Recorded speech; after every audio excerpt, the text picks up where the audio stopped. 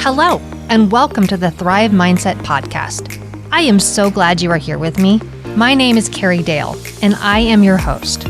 I am an entrepreneur, author, podcaster, manifester, and motivator. And I am on a mission to empower you to create the life of your dreams. If you are looking to up-level your life, relationships, finances, productivity, and success, you have come to the right place. I will share with you tools, resources, strategies, my failures, and my successes that have all helped me achieve the life of my dreams. It is my goal with this podcast to help you see your potential and empower you to create the life of your dreams. So let's get to it. Welcome back to the Thrive Mindset Podcast. I am Carrie Dale, your host, and today I have a special guest, Taryn Voget. Taryn is an executive consultant to Fortune 500 CEOs and high-impact leaders. She empowers successful leadership to reach their full potential in life and business and gain their true fulfillment. Taryn has worked with leaders such as SpaceX, Bill and Melinda Gates Foundation, Walt Disney Company, and so many more. And I'm super excited to have her here and to share her magic with you. Thanks, Carrie. I'm excited to be here. Yeah, this is so good. There's so much I want to jump into with you, but I feel like we need to start maybe back a little bit. The whole point of you being here is talking about the magical blend of spirituality and business, but that's taken you a long time to come to. So do you want to maybe share a bit of your story? I do. So if I take the story way back to, let's say, high school,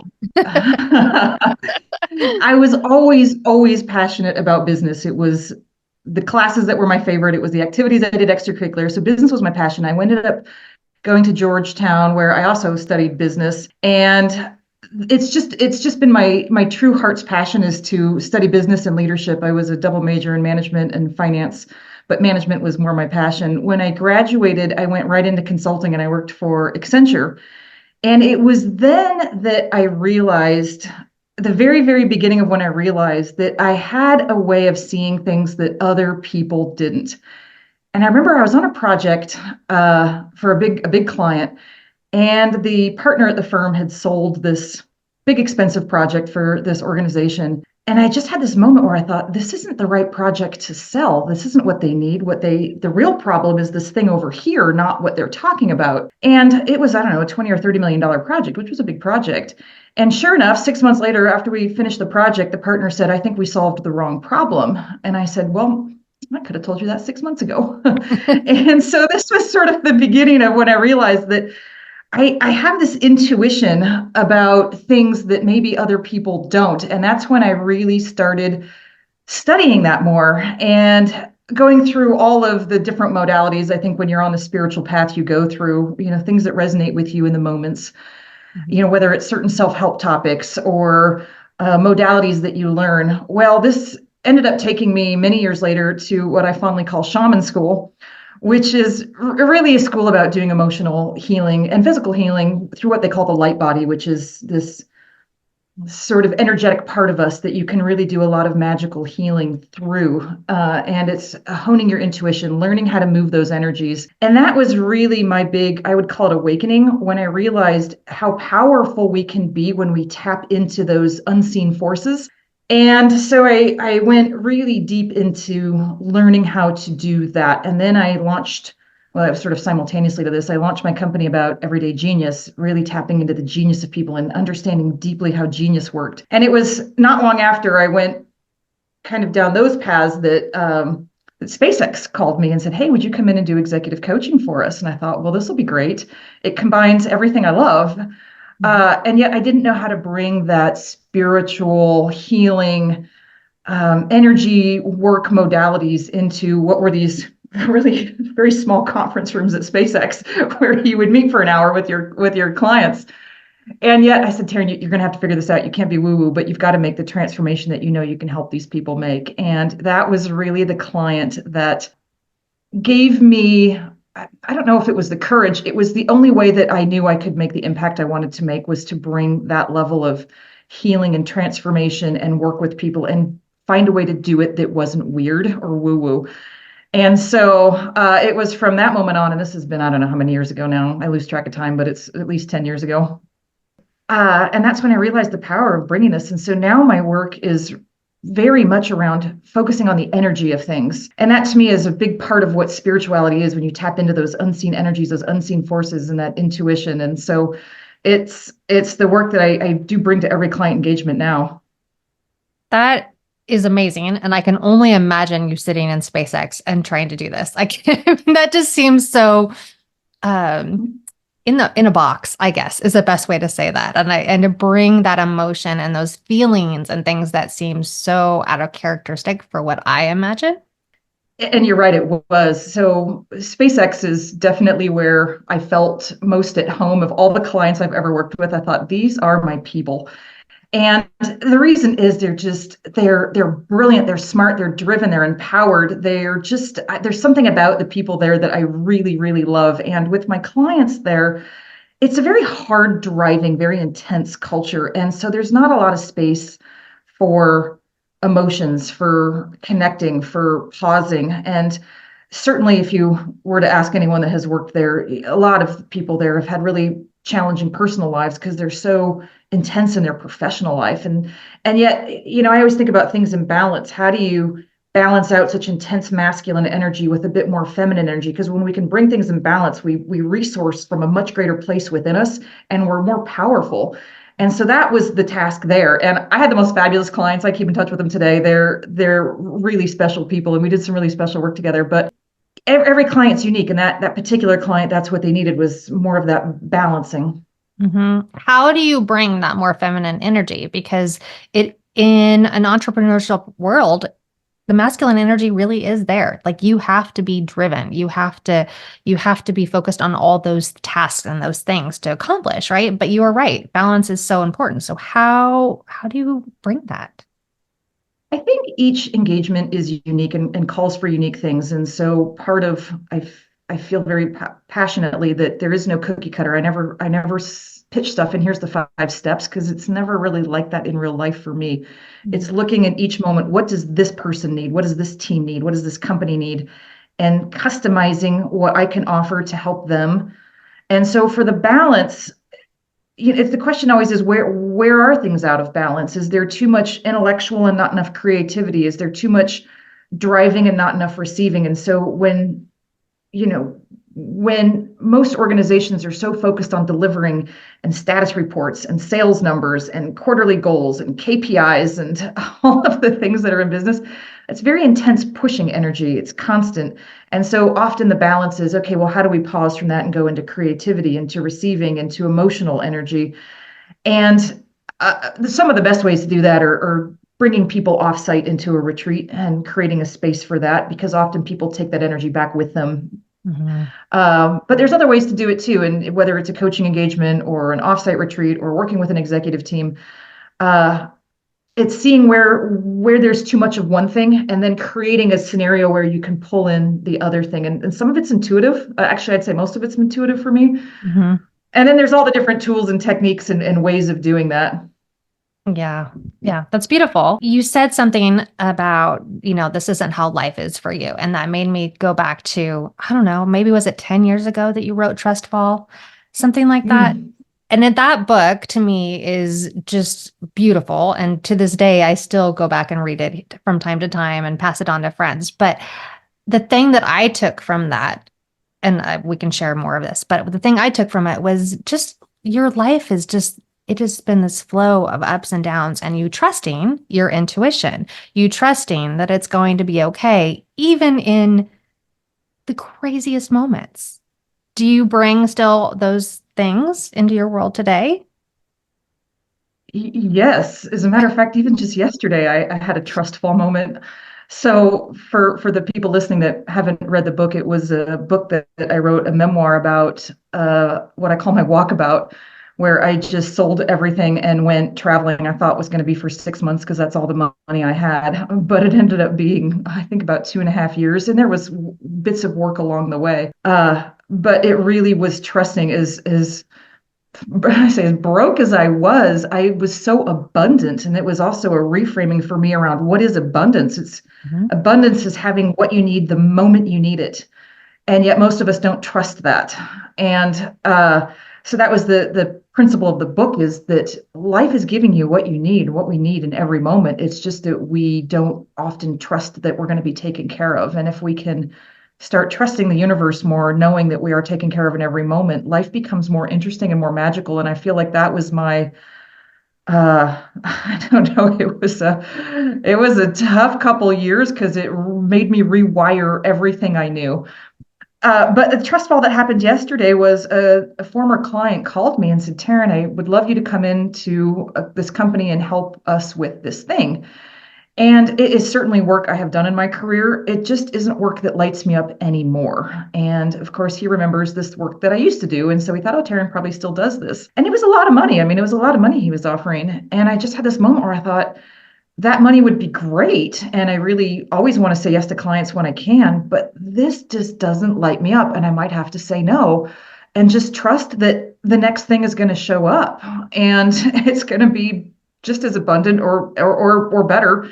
And it's going to be more in line with what I want to do. And so how do you say no to the things that are in front of you that aren't aligned, even though you may need or want the money or whatever, and just trust that when you say no, something else is right behind it. Mm.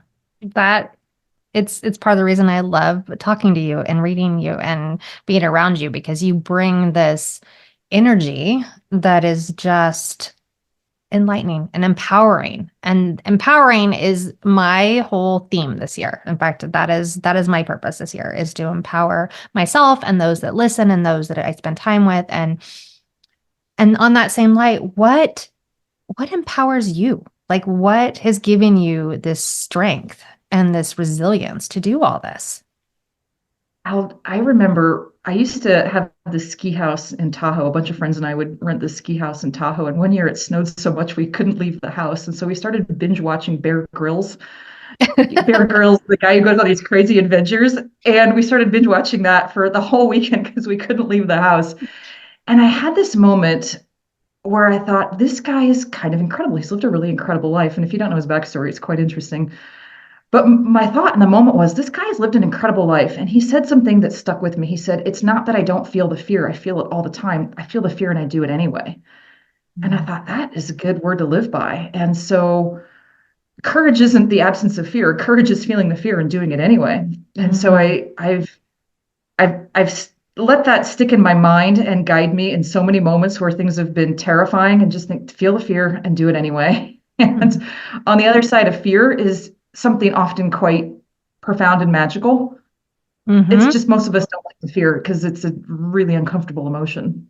No, it really is. I actually have been saying for the last year that fear to me is like a signpost. Like, if I'm fearful of something, there's a reason I'm fearful and I need to be heading towards it. I mean, there's the fear of a bear chasing me and going to kill me. And then there's the fear of what I don't know. And what I don't know is never going to kill me. What's the harm? I ask that question a lot. Maybe you do too, which is, what's the worst thing that would happen if I did this thing that scared me? And often when you can name the worst case scenario, people don't like it. Someone says something mean to me. I lose some money. Usually those scenarios aren't really that bad. And on the other side is, if I did it, what are the best things that could happen? Well, all these great things could happen. And so I think sometimes just naming the fear and what could go wrong is helpful to move past it, because usually it's not that bad. Yeah, I've done that with my kids for a really long time, because I think kids really get stuck in that. Like, oh my God, the so-and-so is going to judge me and so-and-so is going to say this. I'm like, is that really like the worst thing? Is it? And if it is, okay, then what? And that's usually how we work through things. Great parenting. Is then what? So this is the worst. Now what? What happens then? I think you're right. I think fear and falling into that and going after it is something that not many people do. And I can only imagine a world where people would do that. And if they did that, it'd be interesting. So if you were to go back to your younger self and give yourself advice on getting to where you are sooner, or maybe you wouldn't, I don't know. But if you were to go back and talk to your younger self, what would you say to her? That is a fantastic question. I think what I would say is, stop trying so hard for people to like you. Just be yourself. This has certainly been one of my I don't know if I want to call it lessons, but my growth opportunities is to just be myself and stop trying so hard to please others in the hopes that they'll like me so that it's not uncomfortable. And over decades at this point, I look back and I think that there was a lot of energy spent on that and not being true to myself because I was afraid someone wasn't going to like me. Mm, yeah, that's a hard one. And I think in some ways more so for women. I don't know why I feel that way, but I feel like we take on a lot of that burden. And it's so unrealistic and so ridiculous and so debilitating and wasteful. And when you're not yourself, then who's this person really in relationship with? They're in Hmm. relationship with a made up version of you that's trying to make them happy, but not honoring yourself. And is that who you want them to be in relationship with? No. Is that who you want to be in relationship with someone else? No. We want to be in relationship with someone authentic, who's honest, who's themselves, who's not saying something just to make us happy, but who's really sharing their truth. That's who I want to be in relationship with, whether it's coworkers or friends or partners or family. And why Hmm. wouldn't they want the same for me? And I've just had this pattern of trying to always make things harmonious because I like being in harmony. And yet the pattern has been people pleasing in a way that's created the harmony, but it hasn't really honored myself and it's taken a lot of energy. Hmm. So, in that same line, what would you say to somebody who's just starting out as an entrepreneur, or maybe they've actually been going for a while and they just feel like they're not honoring themselves. They're stuck, maybe. I mean, we've all been there. And my first thing I would say is keep going. Keep going. Entrepreneurship is hard because it's these wild swings of high highs and low lows, and I'm on top of the world and I totally suck. And you have to get through those dips of I suck and nothing's working because it will swing back up and there'll be these high highs. So entrepreneurship is a roller coaster. And the reason more people don't do it is because they can't handle those emotional swings. And so my first thing I would say is keep going. Mm. And then the second thing I would say is it's really easy to follow other people's strategies and 5 steps to this and 4 steps to that and how to be successful here. But at the end of the day, it's the genius that each and every one of us bring to our work and our creations that's where the delicious energy is. And when we're caught up doing somebody else's version of what we think is successful, it doesn't carry that same juicy energy of how could I do this that would be really fun and great and perfect for me. And Mhm. whether that's sales or marketing or building a product or the way we share copy or put our work out in the world in any way, if it doesn't have our unique soul signature, our unique essence, our unique creativity, and that spark of genius in it within us, it falls a little flat. So the second thing I would say is really do the thing that is so deeply in your heart that lights you up, that's so true. And the world will resonate to that much more than they will some version of what you think will be successful. I, I that is perfect. Jeff and I actually were just talking about the same thing about like books. There's so many books on the exact same topic with the exact same content, with the same layout, all the things, but they're different because each unique individual has their own space in that, their own take on it, their own whatever. And that's why we have so many of those books, right? Because it's going what resonates with me, maybe no, doesn't resonate with you, and so forth. And it's the same thing with products and business. And, you're going to be drawn to who you want to be drawn to, but be yourself. And it's you see it in the marketplace. There are certainly brands, and I think of Procter and Gamble and toothpaste. I mean, there's not a lot of personality in Colgate. And I don't actually buy Colgate. I buy Tom's because it just has a little bit more personality to it, a little bit more of a mission in there, a little bit more something I can connect with emotionally. And Hmm. that's, I think, where people are going. I think that's the trend that we're on is people want that connection of something that feels like there is a personality in it. It's not so bland and so corporate. Yeah, for sure. I think that is definitely where our world has been shifting to the last several years, especially since COVID. I think there was such a loss of connection or a need of it that the world needs it now, for sure. So what inspires you? Oh gosh, that's a great question. There's a number of things that inspire me.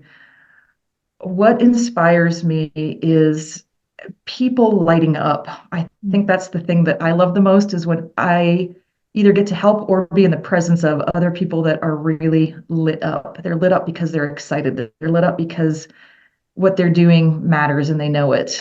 They're lit up because they're having fun. There's something about that lighting up and realizing that that light is so powerful within us. And that is what inspires me. It's the thing I love the most. It's that I call it a frequency, and everything has an energy, a vibration, a Mhm. frequency. It's that frequency of just being lit up that I find delicious. And that inspires me to keep going because I think I just genuinely love being in that energy. Whether I can help someone create it or be in the presence of it is inspiring to me. Mm, yeah, and that's what continues to draw all those good things to you, right? Is being in that energy and feeling it. Yeah, that's exciting. What are you wanting to do next? Are you wanting just to continue the path you're on? Do you have more dreams and aspirations? What's next for you? This has been coming in the last few months. It's been in my mind for a number of years, but I think now is the time. And what's next is to, I think, redesign or rebuild businesses, whether they're small or large, based on a different set of principles. And they're principles that are more connected to, I call it spirituality. That might sound vague, but it's those principles of love, of compassion, of caring for each other, of caring for the environment, of bringing our unique genius and our unique gifts to all that we do, and building or rebuilding corporations and organizations and even small businesses on that foundation, because it is the old way of doing things isn't working for anybody. And it shows up. This is a conversation my friends and I have a lot, which is how frustrating it is to go out and eat anymore because it's expensive and it's often not that good. And that didn't used to be the case. What happens?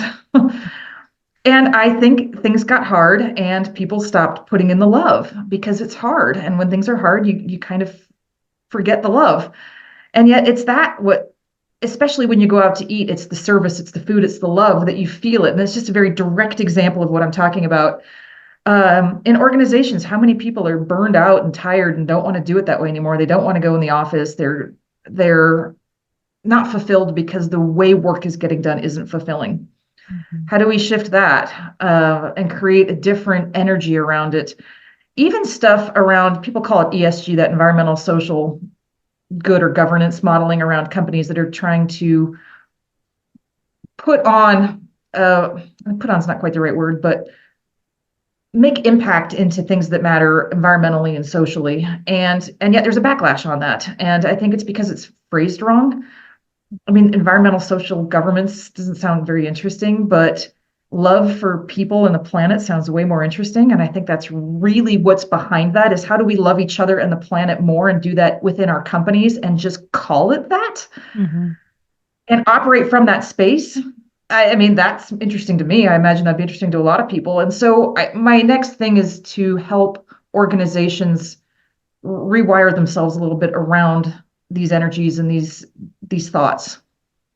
That's fantastic. That's fantastic. And I am looking forward to seeing a world with more of that in it. Because you're right. I mean, there's something totally different about eggs cooked with love versus just eggs thrown on a plate. I mean, I know that's silly, but there's a difference. There's a huge difference. Love is an ingredient. And I tell my niece and nephews, I tell this all the time when we're cooking together. It's like, you guys, love is an ingredient. You put love in there just like you put the flour and the sugar. It's love is an ingredient. And the same goes for business. Love is an ingredient and people feel it. And the bigger the organization gets, I think the harder it is to create those energies. And yet those are the energies that are going to move the needle. Mm. Love is an ingredient. That should be your next thing. That's That's a great awesome. tagline. It is. Love is an ingredient. It's really good. It's really good. It is. All right. So, anything else that we haven't necessarily talked about that you'd love to share that's on your heart, that's important to you? I'd actually love to hear from you. From What me. what do you from you? What are you loving to create right now? What's lighting your fire? I thrive. This has been lighting my fire this past year. This has been on my heart. It is, yeah, helping people manifest the lives that they want to live. That is it. I finally have jumped off my fear. Let me rephrase that. I finally have stepped out in the fear of writing that book that I've been wanting to do for a long time, which is huge. So we'll see what happens with that this year. And Congratulations. it's not there. I mean, but at least I'm putting it out there and I'm actually saying it to other people, not just to the one or two people in my life. So if I do that right, that makes me commit. And yeah, I mean, I still love helping people find their home, their future that way. But that's a piece of this to me, right? It's a piece of helping people figure out what it is they want, where they want to go, and what's going to empower them, what's going to excite them, what's kind of like you said, when you're sitting there in this stagnant world, when you're sitting there just doing things because you have to, it's not joyful, it's not exciting, it's not abundant in any way other than maybe money, but is it really then? There is nobody better to help than you. So I'm Aw, excited with you. aw, you are so sweet. I wish you were here. I'll have to see you when you come to town again. I'll be back. I will. I'm sure you have family around. I do. Where can people find you? Where can someone who's interested in your coaching or your retreats or anything else that you have to offer, where can they find you? There's two places. The first one is LinkedIn. So just find me, Taryn Voget, at LinkedIn. I've been posting a lot of interesting content there lately, so it's a great place to find my latest thoughts on things. And then my website has a list of all my offerings and a way to contact me there too. So that's at tarynvoget.com. Perfect. I will put that in the link. Thank you. Thank you for being here today. Thank you for sharing. I just adore you. So I cannot wait to see all that you create in this world and all that your guidance is going to do, because I believe it'll be magical. I really do. Thank you. And the feeling is mutual and the same to you. So thank you so much for having me. I really enjoyed this. Thank you. Thank you. Well, I am just so excited about today and this conversation with Taryn. I know that she's going to do great things. I know that she inspired many of you. I know that every one of you is going to take a piece from this and be empowered. Be empowered to do your next big thing. Be empowered to grow that business in a way that feels in line with your dreams and goals and not what the world says to do. You are going to just flourish in all that feels right. So, if you like this podcast, I encourage you to follow, like, share with your friends, and yeah, comment. Let me know what you think. Let me know how I can help more and what else I can bring to better your lives. And above all else, remember that I believe in you and you can manifest the life of your dreams.